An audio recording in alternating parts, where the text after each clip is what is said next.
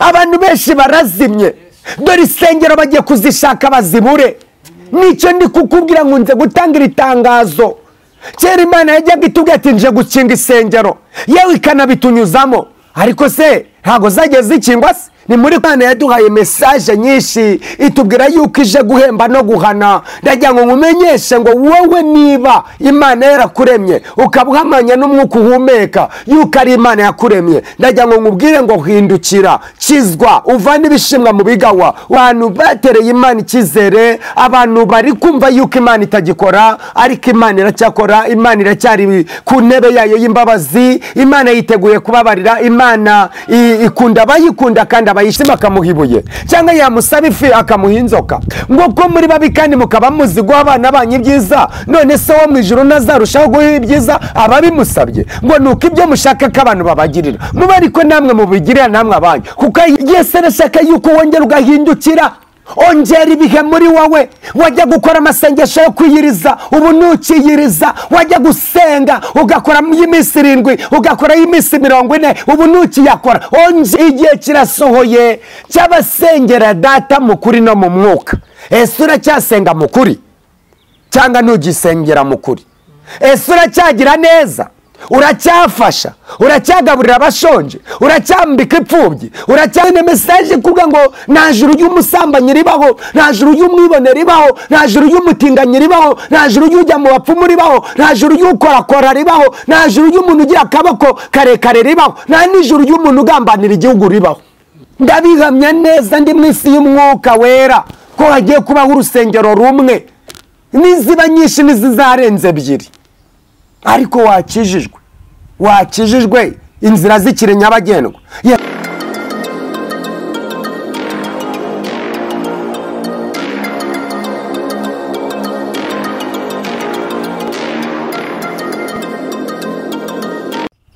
Imana y'amahoro nibane namwe mwese mukurikira Umuremyi TV kandi Imana nibarinde kandi bakomeze mwebwe mutuye mu Rwanda mutuye mu burasirazuba iburengerazuba n'amajyepfo n'amajyaruguru umujyi wa Kigali turabashuje cyane rero mwese abari muri diaspora mu ntara ya Gatanu Imana nibaho umugisha mwebwe mutemwe mwakanda subscribe reka tubabwire ngo mukande subscribe ku Umuremyi TV kugira ngo mujye mubona ibiganiro byacu dukora kuko iyo ni nkunga tubasabye kugira ngo tujye tubana mu ijambo ry'Imana kuko iyo wumvishe ijambo ry'Imana wumva icyo Imana igushakaho kuko tugeze mu bihe bya nyuma byo kumva icyo Imana idushakaho no kumva amabanga y'Imana y'abavuga butumwa icyo Imana yahaye abavuga butumwa rero mudukurikire ku Umuremyi TV ni ijambo ry'Imana nta kindi tubaha kandi hano niho dukorera dufite umukozi w'Imana ntabwo aribwo bwa mbere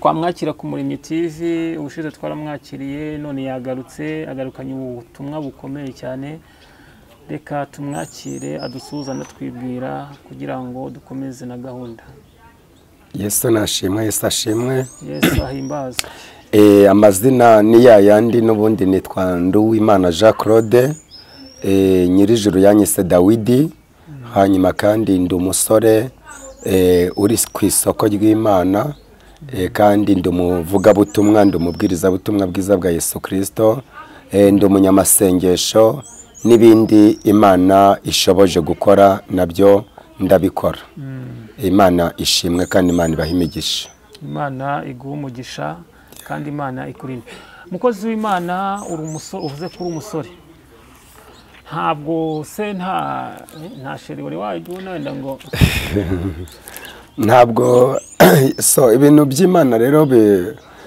bisaba gutegereza cyane iyo wiyeguriye Imana yagukuye ahantu hakomeye bigusaba gutegereza nta sheri ngira ariko nzamugira nzamugira arakantu ushyizemo ibintu by'Imana noneho yaragukuye ahantu hakomeye yego wowe ahantu hakomeye yagukuye ni hehe kugira ngo n'abadukurikira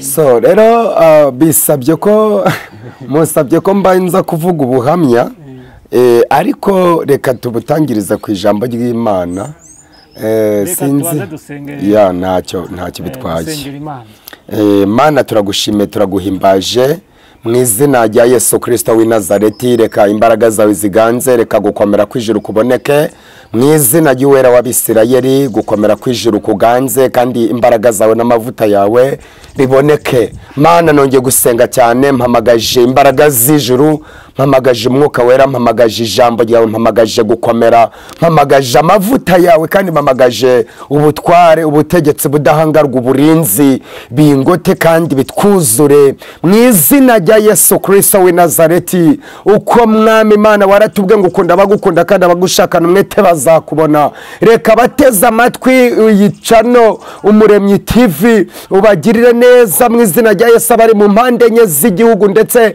no ku isi hose ubagenzereze neza. Wite ku bagabo, wite ku basore, wite ku bakobwa, wite ku bana, wite ku bakecuru, wite ku basaza, wite ku bagabo, wite ku bagore mu izina rya Yesu Kristo. Reka imbaraga zawe ziganze kandi buri wese uteze amatwi iri jambo ryawe n'aya mavuga butumwa ndetse n'ubu buhamya ubane nawe kandi umushyigikire. Nanjye mbyatse Imana nizera mu izina rya Yesu Kristo w'i Nazareti, amen. Urabivuga bicagaguye nta kibazo. Imana ishimwe. Rero nongeye kubasuhuza abari mu mpande enye z'isi ndetse n'impande enye z'igihugu. Nongeye gusuhuza abari mu mujyi wa Kigali. Imana ibaha imigisha myinshi cyane. Amazina nari mbanze kuyababwira ko nitwa Nduwimana Jean Claude. Hari n'irya gatatu ryankujije ryatumye niganya amashuri, nitwa Dawidi. Rero nongeye kubashimira rero ko twongeye kubana kuri iyi channel. Hagati yaho nkwibutsa ko nanjye ngira channel yitwa Abimana Bera, ijambo rifatanye. Imana ibaha imigisha. Nukenera andi mavuga butumwa uzajya kuri channel yitwa Abimana Bera mu nyuguti ntoya. Imana ishimwe. Rero reka rero mwari musabye ko nabaha ku buhamya. Nanjye numvishe mpatwa gusoma rino jambo ry'Imana riri muri Ezekiel kuko ibice 16 kuko ariho hajyanye n'ubuhamya bwanjye. Yesu nashimwe. Reka dusome mu izina rya Yesu Kristo w'i Nazareti. Ariko mbere yuko soma ndagira ngo mbanze kukwibutsa, ushobora kutuvugisha ubaye ufite ikibazo cyangwa se ubaye wumvishe buno buhamya ngiye kukubwira bugukora ku mutima cyangwa bugukorera kure. Burya ibitekerezo byanyu biba bikenewe, inkunga zanyu ziba zikenewe. Ushobora kumpamagara kuri 0782324200, 0782324200. Imana rero iduhezagire kandi ngira na Tigo ya 07811777. Imana ishimwe. Ntago ari ukwiyamamaza rero, ahubwo ndamamaza Imana isumba byose. Kuko hari abantu bakunze kuduhamagara batubaza ibindi bitekerezo. Imana ishimwe. Reka dusome rero rino jambo mbone kubaha ku buhamya gato, twumva icyo umwuka yashyize ku mutima wacu. Ijambo ry'Imana rivuze ngo iki? Ezekiel ibice 16 umurongo wa mbere. Haravuze umutwe w'ijambo hati i Yerusalemu hagereranwa n'umugore wabaye maraya. Dusome mu izina rya Yesu Kristo. Haravuze ngo ijambo y'Uwiteka yongera kunzaho riti, mwana w'umuntu, menyesha i Yerusalemu ibizira byaho, uvuga uti uku ni ko Umwami Uwiteka abwira ab'i Yerusalemu ati, inkomoko yawe na kavukire yawe uri uwo mu gihugu cy'i Kanani, se yari Umwamori nawe nyoko yari Umuhetikazi. Kavukire yawe umunsi wavutseho umukundwe wawe ntibawushaririye kandi ntibakujabuye n'amazi ngo ubonere. Ntabwo waruhije usigwa n'akamuri, habe no gugushyira mu twahi tw'impinja. Ntawakurebanye imbabazi kugira ngo agukoreho ibyo akugiriye ibambe, ahubwo waratawe ku gasozi ku munsi wavutseho kuko wagawaga. Umurongo wa 6. Nuko nkunyuzeho mbona wigaragura mu ivata ryawe, ndakubwira nti nubwo uri mu ivata ryawe ubeho. Nukuri narakubwiye nti nubwo uri mu ivata ryawe ubeho, narakugwije nk'ibimera mu murima, uragwira kandi urakura, ugira uburanga buhebuje amabere yawe arashimangira n'umusatsi wawe urakura, ariko wari waratawe ari ntacyo wambaye. nuko nkunyuzeho ndakwitegereza mbona ugeze mu gihe cyo kubengukwa, maze ngutwikiriza umwitero wanjye, nambika ubwambure bwawe, ndetse narakurahiye sezerana nawe, maze uba uwanjye, niko Uwiteka avuga. Mwakire neza ijambo ry'Imana.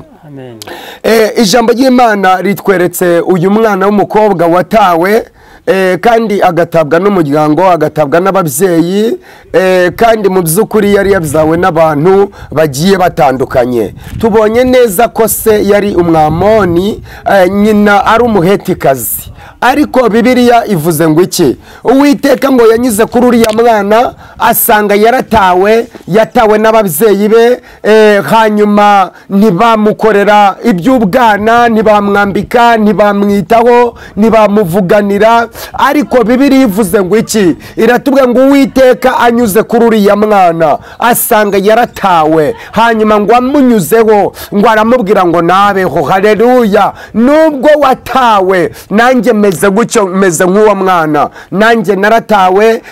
Kandi uyu mwana ijambo ryatweretse yuko aba babyeyi batari bahuje ibihugu.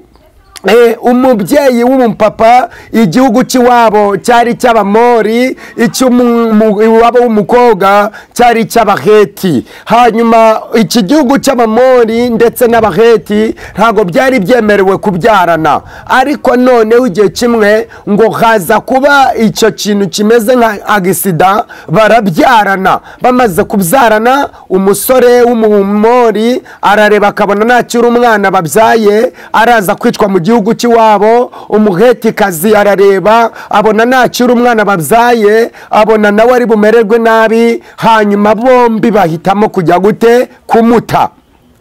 Bamaze kumuta, ndashima Imana isumba byose ko umwana bataye Imana ijya imutora.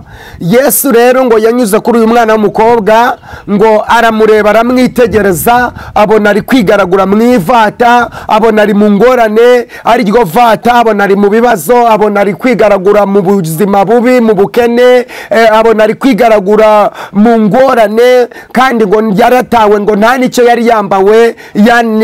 yari yambaye, nuko ngo Uwiteka aramutora. Ndagira ngo ngumenyeshe ngo nanjye rero ndi nk'uyu mwana Uwiteka yatoye, Uwiteka yarantoye. Njyewe navutse 1992, hanyuma nza kubura ababyeyi mu 1994 mu ntambara yaho. Rero mu by'ukuri nanjye narezwe na rubanda, nderwa n'abantu, nderwa n'abaturanyi, nderwa n'inshuti, nanjye naratawe muri makeya. Uyu mwana nk'uko twabonye ko ababyeyi be badahuje ibihugu, nanjye mama ni umurundikazi, hanyuma papa ni umunyarwanda. Nanjye urumva ameze nk'uriya mwana. Wenda itandukaniro dufitanye ni uko we yari umukobwa, jyewe nkaba ndi umuhungu. Imana ishimwe.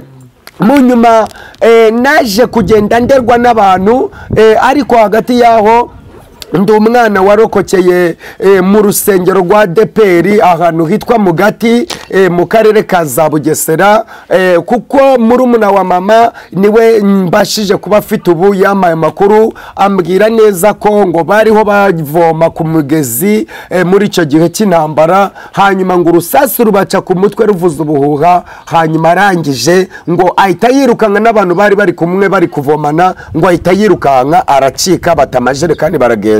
Nyuma mu gihe bahunze bageze kure cyane, aza kureba asanga ngo yibagiwe umwenda ahantu hari harunze ngo ibintu byabo muri urwo rusengero rwa Deperi. Arangije asubira inyuma. Ndashimira Imana isumba byose yamusubije inyuma, kuko Imana yamusubije inyuma igira ngo indokore. Haleluya! Nanjye nari naratawe, hanyuma ngo ageze ahitwa ku Rwabusoro hariya mu karere ka za Bugesera, aza gusanga ngo mama yahaguye, yapfuye. Arangije ngo arakomeza arirukanka, araza agera mu Gati, ageze mu rusengero ngo asanga mu rusengero ariho nicaye ngo ndi kumwe n'umusaza n'umukecuru ngo arandeba aramenya arangije aravuga ngo uyu ni umwana witwa Nduwimana Jean Claude, ni umwana wa mukuru wanjye, none ubwo mukuru wanjye yapfuye reka nanjye uyu mwana mukize. Hanyuma ndashimira Imana ijya yohereza umutabazi. Uyu mubyeyi rero yarampetse, Imana imuha imigisha hari hose,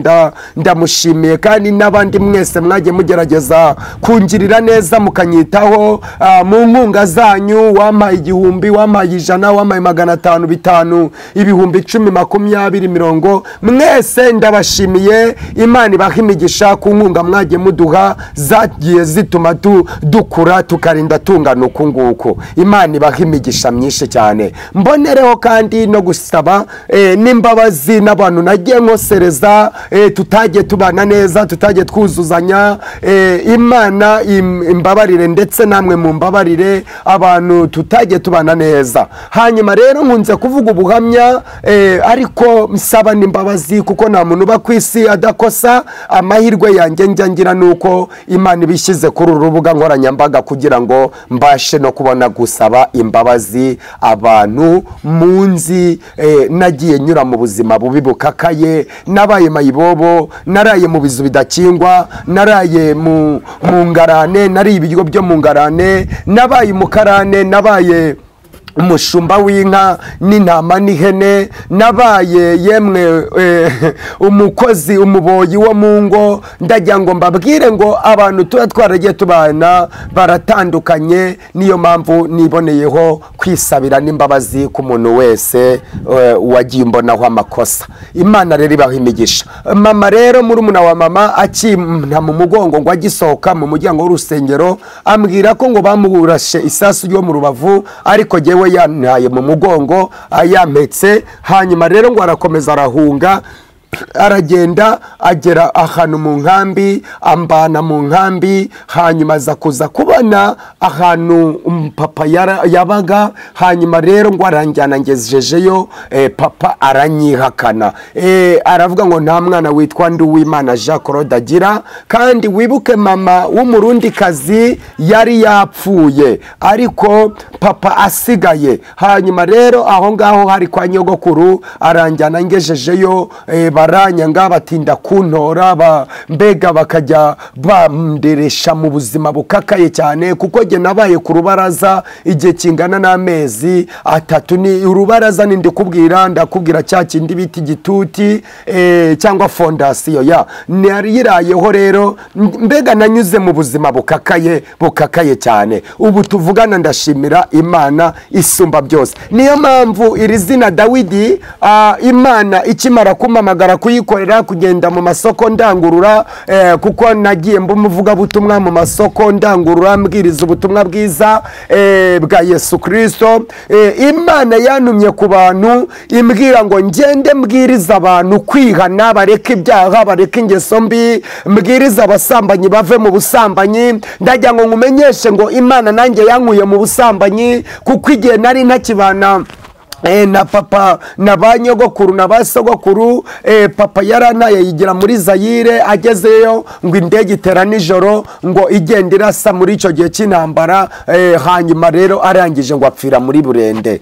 Ubwo rero mu amakuru ye nuko nyafite, nuko nayahawe. Ariko nanjye nakomeje kubana na ba bakecuru, bamdera mu buzima bukakaye, mbaho mu buzima bubi, ntagira ibintunga bihagije, ntagira ibyo kurya bihagije, nta mwambaro wabo negeze mbona, uretse ko Imana yahise inyoherereza umuterankunga muri icyo gihe, igakorera muri Caritas. Hanyuma Imana isumba byose ndayishimira aho iri mu gihugu cyo mu ijuru no mu mitima yacu. Yahise ikorera mu baterankunga impuza na Caritas. Ndayishimira Caritas, ikigo cya Caritas, Imana igihe imigisha, kuko cyarandeze mu burezi bwabo ahantu hitwa mu Mbuga, ndaharererwa ndondorwa nari narazingamye, nari ndi mu buzima bubi, Imana irafasha iranyondora, ikoreye muri abo mbona umuterankunga witwa Pierre Ramfa wo mu Burayi arafasha, Imana imukoreramo, akajya anyoherereza imyenda, akajya anyoherereza ibyo kurya. Imana ishimwe, mu by'ukuri uyu muzungu niba akiriho, Imana imuha imigisha myinshi, nubwo ntabura no kugaya umusosiyare wari udushinzwe wafashe umwanya wanjye akawushyiramo undi mwana kubera ko yumvishe ntakibana n'ahantu na bandereraga. Ariko ndashima Imana, ubu ngubu nanjye irimo irandera. Ubu ngubu naraye mu ishyamba igihe kingana n'amezi 4, ndara mu butayu igihe kingana n'amezi 4, kandi nagiye nkorera umurimo w'Imana mu butayu henshi cyane. Nahuye n'intambara umukristo ahura nazo, narafunzwe, naratutswe, naravumwe, naracunagujwe. Ubwo ni ubuhamya burebure nashatse kuvunaguza, kubera ko uyu munsi ntabwo ari ubuhamya bwanzanye, ahubwo naje nje kubabwira iby'Imana yashyize ku mutima wanjye. Ariko naraye mu bizu bidasakaye, narakodesheje, n'ubu ngubu ndacyafonda ubuzima, n'ubu ndacyari mu ishyamba, ndacyariraramo.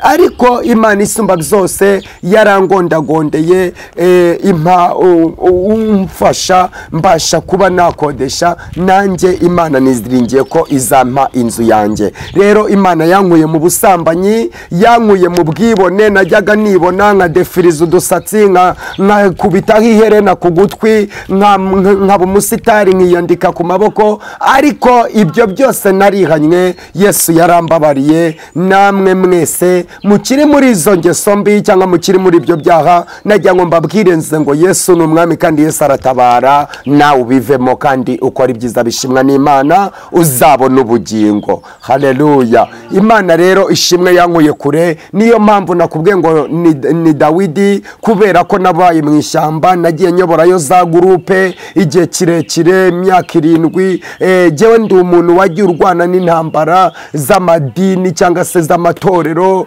kuko ndi umusore wabatijwe mu itorero rya Panekote, maze imyaka 4 ntemerwa. Ariko Imana ikora igitangaza, yemeza abantu, iramvuganira. Imana ibariyo imbatiza, ndabishimira Imana. Imana rero ishimwe. Ubu ndi umuvugabutumwa, ndi umubwirizabutumwa bwiza bwa Yesu Kristo. Nanjye ubuhamya nubwo ibindi wenda ikindi gihe, ariko ube wumvishe ko Imana yankuye ahakomeye, kandi yankuye muri izo ngorane zikomeye cyane. Kandi kuva kera kugeza izi saha, Imana yabanye nanjye, imbatiza mu Mwuka Wera, ikorana nanjye iby'ubutwari, ikajya intuma hirya no hino ku isi hagiye hatandukanye, ikorana nanjye yikiriza abantu indwara, ibakiza ibisazi n'ibindi. Imana rero ishimwe kandi habwe icyubahiro. Yarakoze kandi iracyari kumwe natwe. Muriho muratubona ko turi amahoro, turi bazima, nubwo ishyamba cyangwa se ubuzima bwo gupfundikanya tutarabuvamo. Ariko Imana isumba byose,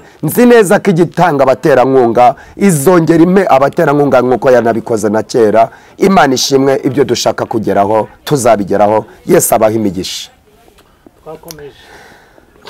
Murakoze cyane. Rero reka dubanze twongere dusuhuza abantu mwari mudukurikiranye. Reka ndirimbe uyu muririmbyi ufasha, ubundi mbone kubagezaho ijambo ry'Imana. Imana ibahe imigisha myinshi cyane. Iyi si ifite byinshi kandi bimvuna mu rugendo. Uwiteka Mana yanjye, ni wowe wo kumpa Umwuka Wera. Ndi hano mfukamye imbere yawe kugira ngo ungirire neza. Ndareba ngacumura, natekereza ngacumura, aho mba mu bo tubana ntabwo nirinda uko bikwiye. Iyi si ifite byinshi kandi bimvuna mu rugendo. Uwiteka Mana yanjye, ni wowe wo kumpa Umwuka Wera. Ndi hano mfukamye imbere yawe kugira ngo ungirire neza. ndareba ngacumura, natekereza ngacumura, aho mba mu bo tubana nabwo nirinda uko bikwiye. Iyi si igora abagabo kandi iyi si igora ababyeyi, iyi si igora abasore kandi iyi si igora abakobwa. Bene data nshuti zanjye, nimuze dusenge dukizwe neza. Bene data nshuti zanjye, nimuze dusenge dukizwe neza. Iyi si nabonyemo byinshi kandi iyi si mpuriramo na byinshi. Iyi si iratugerageza kandi iyi si irangerageza. Uwiteka Mana yanjye, ni wowe wo kudutura imitwaro. Uwiteka Mana yanjye, ni wowe wo umwuka wera. Imana ishimwe. Ntago ndamenya kuririmba, murihangana, reka dusome ijambo ry'Imana.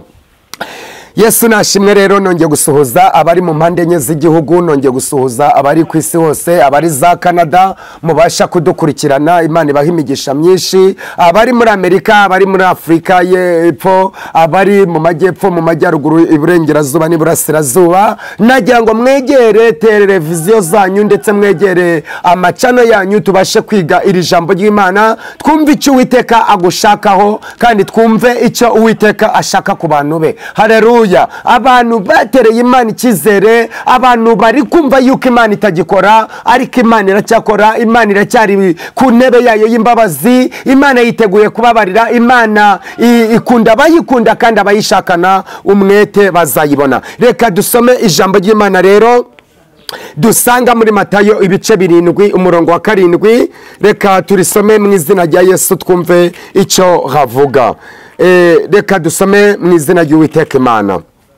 Haravuze ngo Matayo ibice 7, ubutumwa bwiza bwa Matayo ibice 7 umurongo wa 7.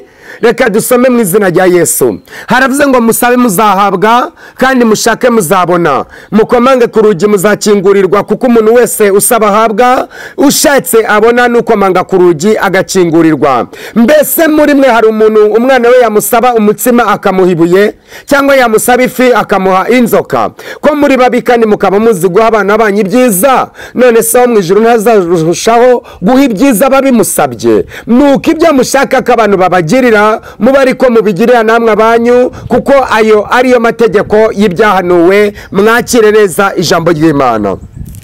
Reka twongere dusome ubutumwa bwiza bwa Matayo nanone ibice 6 umurongo wa 14 twumve uko havuze. Haravuze ngo kuko nimubabarira abantu ibyaha byabo, na So wo mu ijuru azabababarira namwe, ariko nimutababarira abantu, na So wo mu ijuru ntazabababarira ibyaha byanyu. Mwakire neza ijambo ry'Imana. Reka dusome nanone ijambo ry'Imana riri mu butumwa bwiza bwa Matayo ibice 5 umurongo wa 1. Turasoma twumve uko havuga, turageza ku murongo wa 14. Reka dusome mu izina rya Yesu. Haravuze ngo Yesu yerekana abahiriwe abaribo. Abonye abantu benshi azamuka umusozi, amaze kwicara abigishwa be baramwegera, aterura amagambo ati, hahirwa abakene mu mitima yabo, kuko ubwami bwo mu ijuru ari ubwabo. Hahirwa abashavura, kuko aribo bazahozwa. Hahirwa abagwaneza, kuko aribo bazahabwa isi. Hahirwa abafite inzara n'inyota byo gukiranuka, kuko aribo bazahazwa. Hahirwa abanyambabazi, kuko aribo bazazigirirwa. Hahirwa ab'imitima iboneye, kuko aribo bazabona Imana. Hahirwa abakiranura, kuko aribo bazitwa abana b'Imana. Hahirwa abarenganyirijwe gukiranuka, kuko ubwami bwo mu ijuru ari ubwabo. Namwe muzahirwa ubwo bazabatuka, bakabarenganya, bakababeshyera ibibi byinshi babampora. Niko Yesu avuga. muzanezerwe muzishime cyane kuko ingororano zanyu ari nyinshi mu ijuru, kuko ariko barenganyirije abahanuzi ba mbere. muri umunyu w'isi, mbese umunyu nukayuka uzaryoshwa n'iki? ntacyo uba ukimaze keretse kujugunywa hasi abantu bakawukandagira. muri umucyo w'isi, umudugudu wubatswe mu mpinga z'umusozi ntubasha kwihisha, ntawakongeza itabaza ngo aritwikirize intonga, ahubwo barishyira ku gitereko cyaryo rikamurikira abari mu nzu bose. abe ariko umucyo wanyu ubonekera imbere y'abantu, kugira ngo babone imirimo yanyu myiza, bahereko bahimbaze so wo mu ijuru. mwakire neza ijambo ry'Imana.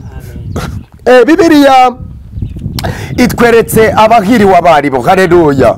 Bibiliya itweretse abahiriwe abaribo, ariko yabanje kutubwira ngo musabe muzahabwa, nimushaka muzabona, nimukomanga ku rugi muzakingurirwa. ngo kuko umuntu wese usaba ahabwa, n'ushatse abona, ngo kandi nukomanga ku rugi agakingurirwa. ngo mbese muri mwe niko Yesu abaza. ngo hari umuntu umwana we yamusaba umutsima akamuha ibuye, cyangwa yamusaba ifi akamuha inzoka?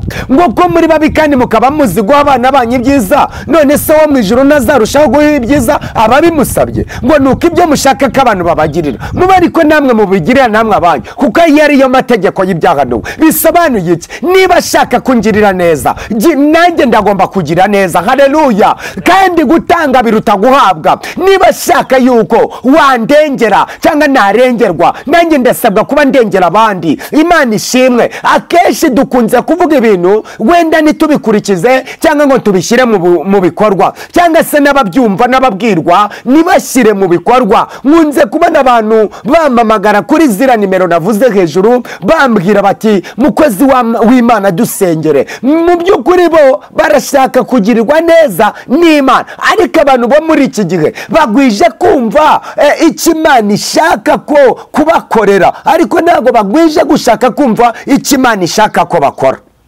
haleluya. ndagira ngo nkubwire rino tangazo. Imana irakubwiye ngo nimusabe muzahabwa, niko yivugiye. kandi nimushaka muzabona, nimukomanga ku rugi muzakingurirwa. ngo kuko umuntu wese usaba ahabwa. wasenze Imana ubura iki? wasenze Imana ubura iki? wowe kiranuka, wirinde ikibi n'igisa nacyo. nkunze kubabwiriza ijambo ryitwa gukizwa, nkunze kubabwiriza ijambo ryitwa gukiranuka ku gatoya na kanini. nkunze kubaha ijambo riri muri Petero wa mbere igice cya mbere umurongo wa 13 kugeza 16. haravuze ngo nimube nk'abana bumvira, ntimwishushanye n'irari mwagiraga kera mukirinjije, ngo ahubwo nk'uko wabahamagaye ari uwera, aba ariko namwe mubabera mu ngeso zanyu zose. ngo kuko byanditswe ngo muzababera kuko nanjye ndi uwera. abantu bo muri iyi si cyangwa abantu bo muri iki gihe benshi buzuwemo ibintu byitwa nko kuraguza. Yesu nashimwe, Yesu ashimwe. narindi kubabwira intego iri muri Petero wa mbere, kandi ndi kubabwira ngo abantu bo muri iyi si bagwije kuraguza ku by'ijambo cyangwa se ku bw'ubuhanuzi, ariko ntabwo bashaka gukizwa ngo bahindukire. abantu bo muri iki gihe bo muri iyi si ya none, Imana irashaka ko bakizwa bagahindukira. Imana yaduhaye mesaje nyinshi itubwira yuko ije guhemba no guhana. ndagira ngo nkumenyeshe ngo wowe niba Imana yarakuremye ukaba uhamanya n'umwuka uhumeka yuko ari Imana yakuremye, ndagira ngo ngo hindukira, kizwa, uvana ibishimwa mu bigawa, ukora ibyiza bishimwa n'Imana, uzabona ubugingo. haleluya. Bibiliya yatubwiye Matayo, nabasomeye ibice 7 umurongo wa 7. haravuze ngo musabe muzahabwa, mushake muzabona, mukomange ku rugi kandi muzakingurirwa. ndagira ngo nkubwire ngo wasenze Imana ubura iki? wasenze Imana uyisaba agakiza urakabura? wasenze Imana ukijijwe, wihanye ibyaha, wihanye ingeso mbi, waretse indamu, waretse inda nini, wasenze Imana ubura iki? nicyo mbaza. Uwiteka Imana afitanye urubanza n'abene gihugu, byanditse muri Hoseya ibice 4, utajya ngo ninjye ubyihanzeho umurongo wa mbere. Uwiteka Imana afitanye urubanza n'abene gihugu, kuko kitarimo ukuri rwose. Najya ngo nkubwire nta no gukizwa kurimo, ariko Imana isumba byose yaravuze ngo nkunda abankunda kandi abashakana umwete bazambona. Yesu yagaragaje abahiriwe abaribo. Matayo ibice 5 umurongo wa mbere kugeza kuri 14. Najya ngo nkubwire ngo nkunze kubabwiriza mbaha na adresse kugira ngo niba ufite igitekerezo uduhamagare kuri 07823242. Imana ishimwe. Rero komeza ukore neza kandi uzabona ubugingo, kuko havuze ngo iki? Haravuze ngo abonye abantu benshi azamuka umusozi, ngo amaze kwicara Yesu ngo arabegera n'abigishwa be aricara, ngo amaze kwicara ngo aterura amagambo ati hahirwa abakene mu mitima yabo kuko ubwami bwo mu ijuru ari ubwabo. Ese ni waba ukeneye ijambo? Ese ni waba ukeneye umwuka wera? Ese ni waba ukeneye gukizwa? Ese ni waba ukeneye kuvana ibishimwa mu bigawa? Yesu ni kari kukubaza hahirwa abakene mu mitima yabo. Ntago buno bukene Yesu ari kugaragaza ntago ari ubw'ibyo kurya, ni ubukene bw'ijambo ry'Imana. Ese uracyasoma Bibiliya cyangwa ntukiyisoma wararambitse? Yesu aje kubonana nawe. Icyo nakubwiraga ni iki? Nuko uyu munsi wa none haracyari amahirwe. Bibiliya ivuze ngo iki? Iravuze ngo igiti naho cyatemwa cyakongera kigashibuka kikagira imbuto nziza nk'iza mbere.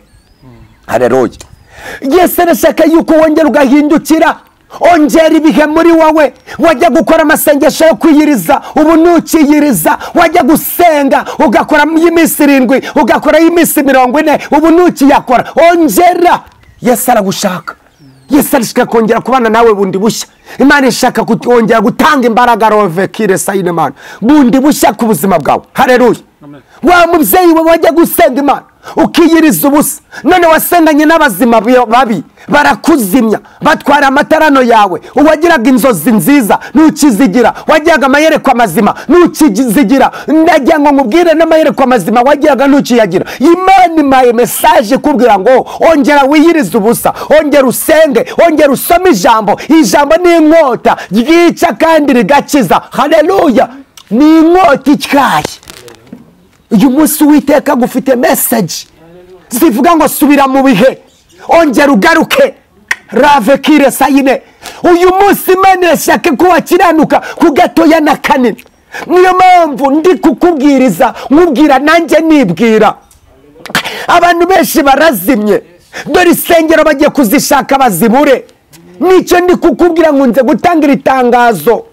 Kera Imana yajyaga itubwira ati nje gukinga isengero, yewe ikanabitunyuzamo. Ariko se ntago zagiye zikingwa se? Ni muri kubibona se? None se ugira ngo icyo shatse kukubwira nta kindi kiranuka ku gato na kanini. Iki ni igihe wowe ugomba kwihirimbanira, si igihe cyo guhirimbanirwa na mwene so, ahubwo ni igihe cyo gusenga ku giti cyawe. Haleluya. Bibiliya ivuze ngo iki? Iravuze ngo hahirwa abakene mu mitima yabo. Ubu bukene ntabwo ari ubw'inzara, ubu bukene si ubw'ibyo kurya, ahubwo ni ubukene bw'ijambo muri twe.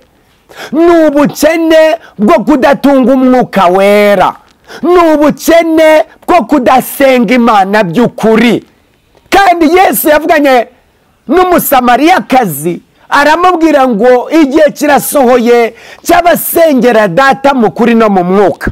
Ese uracyasenga mu kuri cyangwa ntugisengera mu kuri? Ese uracyagira neza?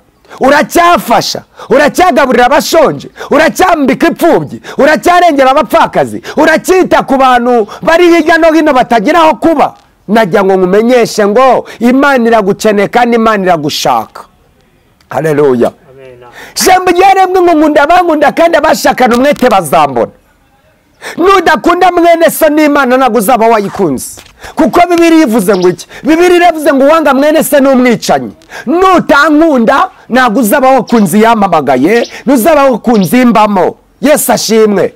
Hari abantu njye numva bamamagara kuri nimero, hanyuma ntago ajya ayoborwa n'umwuka wera wavuga ati wenda umukozi w'Imana se bimeze uku, ese bimeze uku, ati sengera. Abantu bari gushaka gusengerwa gusa, ntago bari gushaka nabo gukora. Yesu ashimwe. Ndagira ngo ngumenyeshe ngo uyu munsi Imana irashaka gukora. Erega n'umugore w'Isarafati yakoze, yarakoze atunga umukozi w'Imana Eliya, arakubirwa, abona ibyo kurya, yaragiye kwicwa n'inzara. Erega imirimo yatumye Tabita yongererwa ibihe byo kubaho, yari yapfuye arongera arazuka. Imana ikeneye imirimo yawe, Imana ikeneye ibikorwa byiza byawe. Yesu ashimwe. Ndagira ngo ngumenyeshe ngo nimero ziba ziri muri iki kiganiro mba nazivuze nge. Igiye kongera gukora ugahamagara kuzitari zo ntago ari ibyo, mba nazikubwiye. Icyo nshaka kukubwira kiranuka, ubane n'Imana yawe neza, ukora ibyiza bishimwa n'Imana, uzabona ubugingo. Nakuzane message kuvuga ngo nta juru y'umusambanyi ribaho, nta juru y'umwibone ribaho, nta juru y'umutinganyi ribaho, nta juru y'ujya mu bapfumu ribaho, nta juru y'ukorakora ribaho, nta juru y'umuntu ugira akaboko karekare ribaho, nta n'ijuru y'umuntu ugambanira igihugu ribaho. Ahubwo ijuru rizajyamo uwejejwe n'imbaraga z'Imana n'amaraso y'Imana. Yesu ashimwe. Niyo mpamvu ndi kukubwiriza ukuri, ndakubwira ukuri. Birashoboka ko usengera batakubwira ukuri, ariko kizwa. Birashoboka yuko utabona ukuri guhagije, ariko uyu munsi Yesu avuganye nawe ngo iki?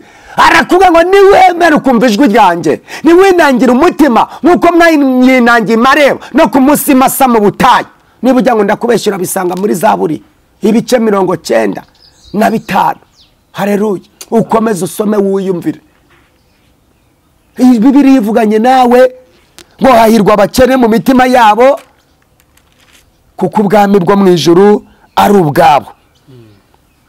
Ubwami bwo mu ijuru buzaba ubwawe ryari? Buzaba ubwawe igihe wasenganye umwete, buzaba ubwawe igihe wakijijwe neza, buzaba ubwawe igihe uri gukora ibishimwa n'Imana, buzaba ubwawe igihe uri gukora ibintu Imana ishaka. Yesu ashimwe. Ubwami bwo mu ijuru buzaba ubwawe. Kizwa rero. Abantu bagiye gushaka isengero bazibure, ndi kubikubwira, nibwira, ndabihamya neza ndi mu isi y'umwuka wera ko hagiye kubaho urusengero rumwe, niziba nyinshi nizizarenze ebyiri. Ariko wakijijwe inzira zikiri nyabagendwa. Yesaya 55:6 havuze ngo iki? Ntihavuze ngo nimushakishe Uwiteka Imana bigishoboka ko abonwa, nimumwambaza akiri bugufiya, umunyabyaha nareka ingeso ze, ukiranirwa areka ibyo yibwira, agarukira Uwiteka Imana imugirire imbabazi n'ibambe, agarukira Uwiteka Imana kuko izamubabarira rwose. Birashoboka rero ko Uwiteka ari igihe azaba atakibonwa. Mika 6:8 se havuze ngo iki? Haravuze ngo yewe mwana w'umuntu we, yakweretse icyiza icyo ari cyo. Mbese icyo Uwiteka gushakaho ni iki? Ni ukugendana n'Imana yawe wicisha bugufi, ni ugukunda kubabarira, yewe utababarira ubwo urasabwa kubabarira, ni ugukiranuka ku gatoya na kanini. Haleluya. Imana ikakugirira neza. Yesu rero yabibwiye abigishwa be, abakene mu mitima yabo, ngo kuko ubwami bwo mu ijuru ari ubwabo.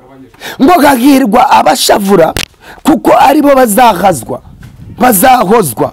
Niba warashavuye, niba warabuze abagufasha, Yesu ashimwe. Niba warabuze ukwitaho, Imana iri kumwe nawe, Imana ije kukugirira neza, Imana ije kukurengera. Haleluya.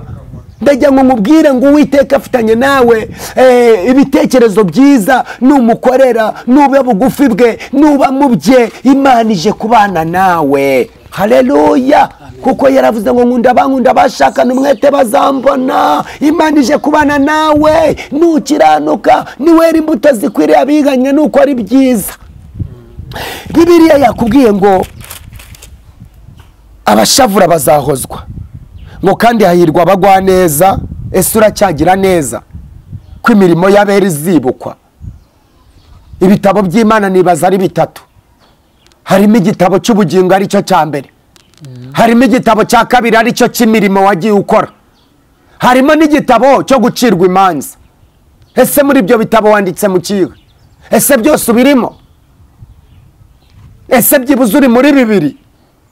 Icy'ubugingo n'icy'imirimo. Ongera ushakisha imirimo nshuti yanjye.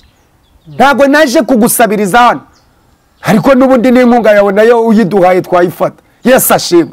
Ariko icy'ingenzi nakuzaniye uyu munsi, kiranuka ku gato na kanini, wera imbuto zikwiriye abihanywe. Wadufasha utadufasha, Imana nirishoboye nta kibuze, ariko wowe ndakubwira ngo kiranuka. Hanyuma kandi ujye wibuka gukorera imigisha. Yesu ashimwe. Abantu bakunze iby'isi nk'abazabijyana aho baturutse. Oya, twaje mu isi nta kintu tuzanye, tuzasubirayo ntacyo tujyanye.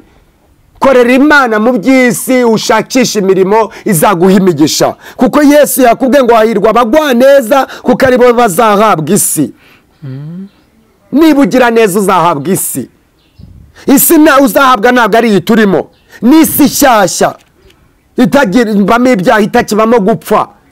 Ngo hahirwa abafite inzara n'inyota byo gukiranuka. Mbese uracyajya gusenga? Birashoboka ko ubutayu babubujije, ariko se mu nzu yawe harimo icyumba cy'amasengesho byibuze? Ese mu itorero uracyabonekayo? Ongera usenge inshuti yanjye. Birashoboka ko urusengero rw'iwanyu rwaba rukinze, ariko niba rukinze, ntabwo urusengero rwa mbere ni umutima, ntabwo ari inzu zubatswe n'amaboko y'abana b'abantu. Senga, kuko muri isengero z'umwuka wera. Mwebwe imibiri yanyu niwo mugomba gusengera, muri isengero z'umwuka wera. Haleluya. Ntihazagire ugukamura. Ntuzabone zakinzwe ngo wumve ko biracitse ije mu matwi yawe cyangwa mu buzima bwawe. Wasenze Imana ubura iki? Jyewe ubu ndeba no mu nzira ngenda nyisenga Imana. Jyewe ubu ndeba mu buriri ndayisenga, aho ndi nkayisenga. Ndajya ngo nkubwiye ngo senga Imana, shaka Imana nk'uwayitaye cyangwa upfa ugerageza. Uwo niwo murage nguhaye. Shaka Imana nk'uwayitaye cyangwa upfa ugerageza. Yesu ashimwe. Amen. Bibiliya yakubwiye ngo kandi hahirwa yego abafite inzara n'inyota byo gukiranuka, ngo kuko aribo bazahabwa isi. Kiranuka nyine, ugira n'inzara yo kumenya Imana, yo kumenya ijambo, ugira inyota yo kumenya ijambo no kumva iby'ijambo ry'Imana, ubundi Imana izaguhemba. Ngo hahirwa abanyambabazi kuko aribo bazazigirirwa. Mbese uracyagira imbabazi? Aho ni hari imiryango yagukomerekeje ukaba warananiwe kubababarira. Ese uracyababarira muri wowe cyangwa waheranwe n'agahinda? Nanjye sinajyaga mbabarira, ariko ubu byose byamvuyemo narababariye.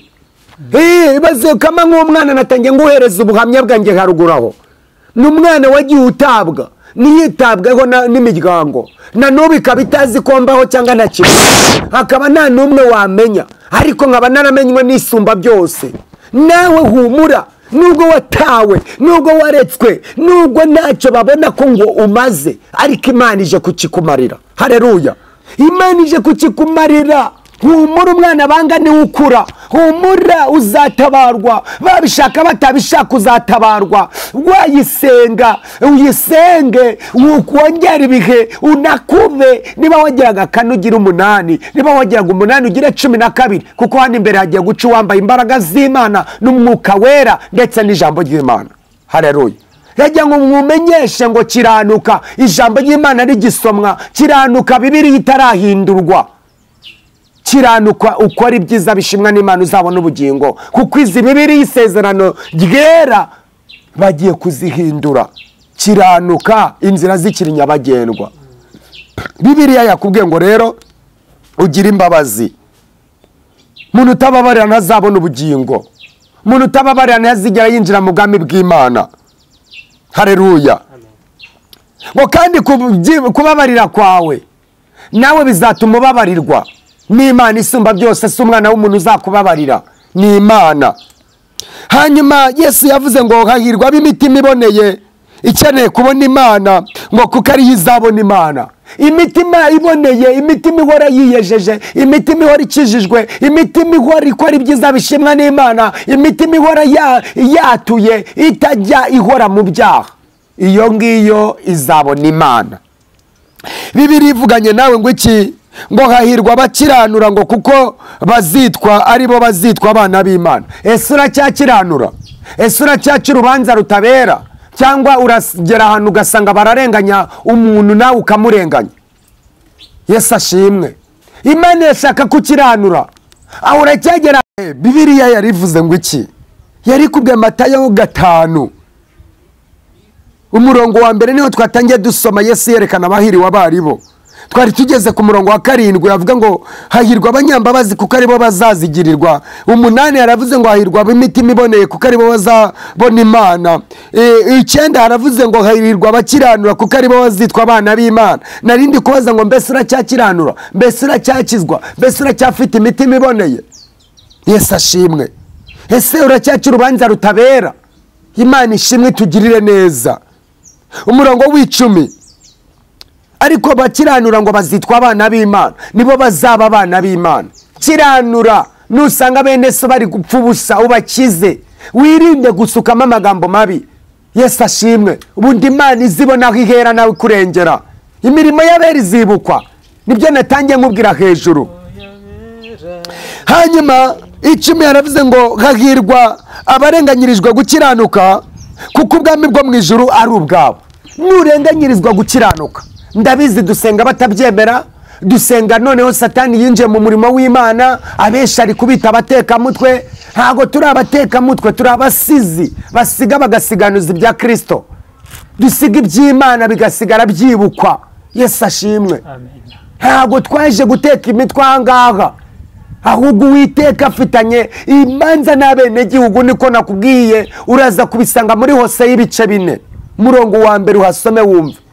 Reka nisozereze kuri iri jambo rivuga ngo namwe muzahirwa ubwo bazabatuka bakabarenganya bakababeshyera ibibi byinshi babamora, muzanezerwe muzishime cyane kuko ingororano zanyu ari nyinshi mu ijuru, kuko ariko barenganyirije abahanuzi ba mbere. Muri umunyu w'isi, mbese umunyu nukayuka uzaryoshya n'iki? Nta kibu kimaze kereka kujugunwa ukajugunwa kereka kujugunwa mu nzira hanze abantu bakawukandagira.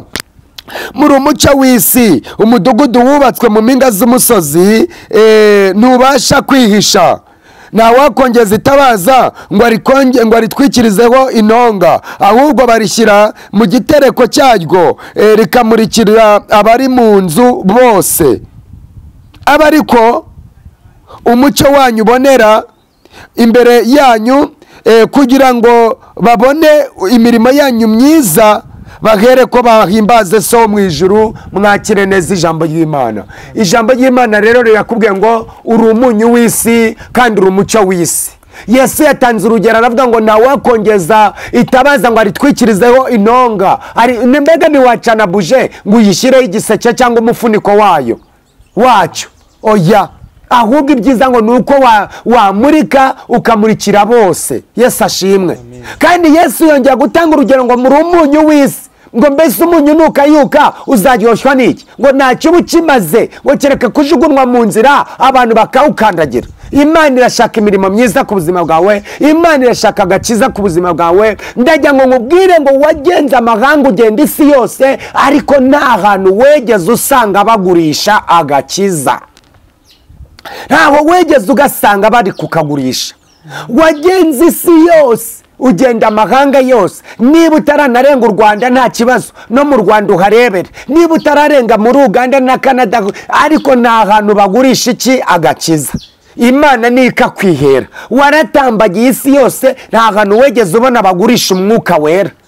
Jya numva ngo iby'Imana n'ibiki ngo bajya kubigura, ariko nta hantu wegeze usanga bagurisha umwuka wera ndetse n'agakiza. Ndagira ngo nkubwire ngo rero wowe wari uduteze amatwi, wowe udukurikiranye, wowe ubashije kumva iyi channel Umuremyi TV, ndagira ngo nkubwire ngo kiranuka. Imana irakubwiye ngo ukore biriya byiza byose yagiye kubwira, kandi noneho mu nyuma yanakubwiye ngo usabe uzahabwa, ushaka uzabona, ukomange ku rugi uzakingurirwa. Ngo kuko umuntu wese usaba ahabwa, n'ushatse abona, n'ukomanga ku rugi agakingurirwa. Uyu munsi rero message nakubwiraga, narindi kukubwira ngo Yesu aje kubonana n'umuntu wese wagiye ukora ibintu bitamushimisha ntiyihane.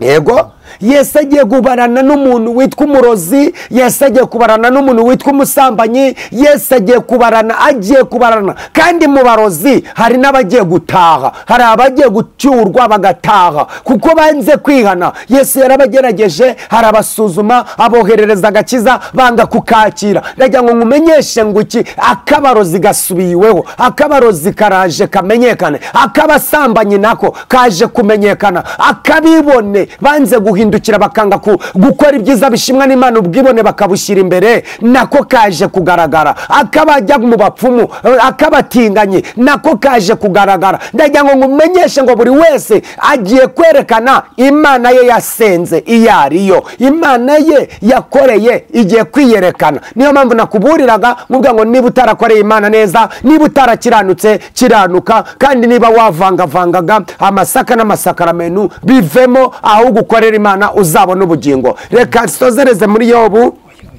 Rero Imana ishimwe. Yobu 22:15 haravuze ngo mbese uzakomeza inzira ya kera iyo abanyabyaha banyuzemo. Kuri 21 hakavuga ngo noneho yuzuze n'Imana ubona amahoro, ubwo nibwo ibyiza bizakuzaho. Imana ishimwe. Rero murakoze, mwakoze gukurikirana iyi channel, kandi ugize ikibazo cyangwa igitekerezo waduhamagara 0782324200, ndetse n'inkunga yanyu irakenewe. Imana ishimwe cyane. Urakoze cyane mukozi w'Imana. Imana iguhe umugisha mwinshi cyane, kandi kongerera imbaraga n'amavuta ubwo iki kiganiro. Mwege mudukurikira ku Muremyi TV, mudukurikire aho twatangiriye, mudukurikire kandi buri wese arumva ibye. Reka tugumwanye dusenge Imana twihutishije. Mana turagushimiye, turaguhimbaje mu izina rya Yesu Kristo. Aba badukurikiranye birashoboka ko harimo abantu barwaye, kandi wampaye ubutware bwo gutegeka ndetse no gukandagira inzoka na sikoropiyo mu izina rya Yesu. Reka indwara ziri mu bantu bawe ku isi hose uzibakize kandi ubavure burundu. Uwiteka ndabyibutse hari benshi wagiye udukoresha ugakiza barwaye imyuka mibi, barwaye amaguru, barwaye imigongo, barwaye imitwe, barwaye amaso, barwaye ingingo zose, ariko uradukoresha, udukoreramo, urakiza, uravura.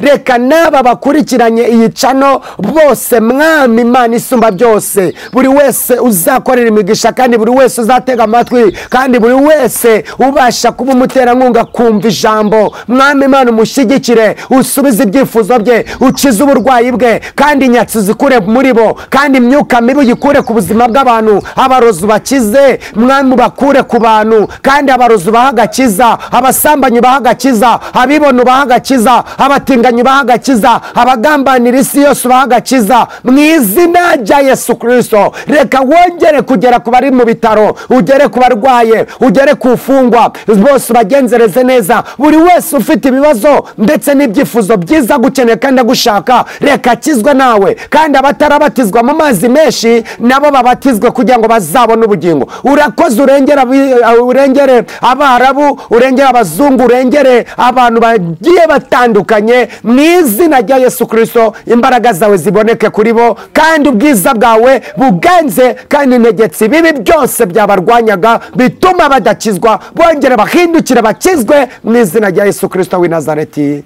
Amen.